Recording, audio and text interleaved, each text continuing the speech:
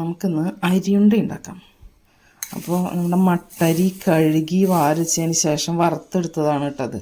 Ration കടയിലത്തെ മട്ടരിയാണ്. അപ്പോൾ അത് കഴുകി വാരിച്ചതിന് ശേഷം വറുത്തെടുത്ത മട്ടരി അത് നമുക്ക് മിക്സിയുടെ ജാറിലേക്ക് ഇട്ട് കൊടുക്കാം. ആദ്യം അതൊന്ന് പൊടിച്ചെടുത്തിട്ട് വരാം. നമ്മുടെ അരിയൊക്കെ നന്നായി പൊടിച്ച് കൊണ്ടുവന്നിട്ടുണ്ട്. ഇനി അതിലേക്ക് നമുക്ക് കുറച്ച് സാധനങ്ങൾ ചേർക്കാം. ഏലക്കാപ്പൊടി ഒരു നുള്ള്, വളരെ കുറച്ചിട്ടാണ്, ഒരുപാട് ഏലക്കാപ്പൊടി സ്മെല്ലൂടെ ഇഷ്ടമല്ലാത്തതുകൊണ്ട് ഒരു നുള്ള് ചേർത്തിട്ടുള്ളൂ. പഞ്ചസാരയും കൂടി പൊടിച്ചതാണ്, അതുകൊണ്ടാണ് അത്രയ്ക്ക് ചേർത്തത്. പിന്നെ നമുക്ക് നാളികേരം ഇട്ട് കൊടുക്കാം ഇതിലേക്ക്.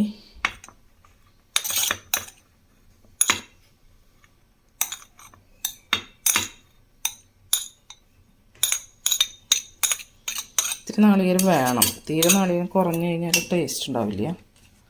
പിന്നെ ശർക്കര പൊടിച്ചത് ചീവി എടുത്തതാട്ടോ. ഇതിൽ ഒട്ടും മണ്ണ് അഴുക്കില്ലാത്ത ശർക്കര ആയതുകൊണ്ടാണ് നമ്മളിങ്ങനെ ചീവി എടുത്തത്. അല്ലെങ്കിൽ നമുക്ക് ഉരുക്കി അരിച്ചെടുക്കേണ്ടി വരും, അല്ലെങ്കിൽ ഇതിൽ മണ്ണൊക്കെ ഉണ്ടാവുമല്ലോ. നല്ല ശർക്കര ആയതുകൊണ്ടാണ് നമ്മൾ അങ്ങനെ ചെയ്തത്. അപ്പോൾ അത് ചേർത്തു. ഇനി ഒരു സംഭവം കൂടി ചേർക്കാണ്ട്, ഒരു എക്സ്ട്രാ ടേസ്റ്റിന് വേണ്ടിയിട്ട് നമുക്കതിലേക്ക് ഒരു ശകലം നെയ്യ് കൂടി ചേർക്കാം. ഇനി ഇത് എല്ലാം കൂടി ഒന്ന് തിരിച്ച് മിക്സിയിലിട്ട് ഒറ്റ തിരി കൂടി തിരിച്ചിട്ട് വരാം. നമ്മുടെ അരി, ശർക്കര, നാളികേരം എല്ലാം കൂടി ചേർത്ത് നമ്മൾ മിക്സിയിലൊന്ന് ഒതുക്കി കൊണ്ടുവന്നിട്ടുണ്ട്. അരി ആദ്യം പൊടിച്ചതിന് ശേഷം കാണിച്ചെന്നല്ലോ, അത് അങ്ങനെ മിക്സാക്കി കൊണ്ടുവന്നിട്ടുണ്ട്. ഇനി നമുക്കിത് ഉണ്ട പിടിക്കണം. ഓരോന്നോരോന്നായിട്ട് പിടിച്ച് വയ്ക്കാം. നമ്മളിതിലൊരു നുള്ള ഏലക്കാപ്പൊടിയും നെയ്യ് കൂടിയും ചേർത്തിട്ടുണ്ടായിരുന്നു. ഇതുപോലെ നമുക്ക് ഓരോ ഉണ്ടകളാക്കിയിട്ട് പിടിച്ച് വയ്ക്കാം.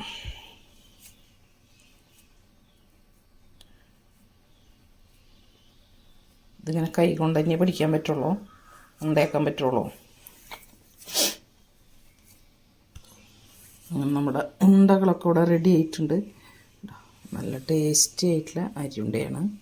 അതിൻ്റെ ഷേപ്പ് ഇത്തിരി ഭംഗി കുറഞ്ഞെന്ന് വിചാരിച്ചിട്ട് ടേസ്റ്റിൽ ഒരു കോംപ്രമൈസും ഇല്ല കേട്ടോ. അടിപൊളി ടേസ്റ്റാണ്, നല്ല ടേസ്റ്റി ആയിട്ടുള്ള ഒരു ഈവനിങ് സ്നാക്കാണ്.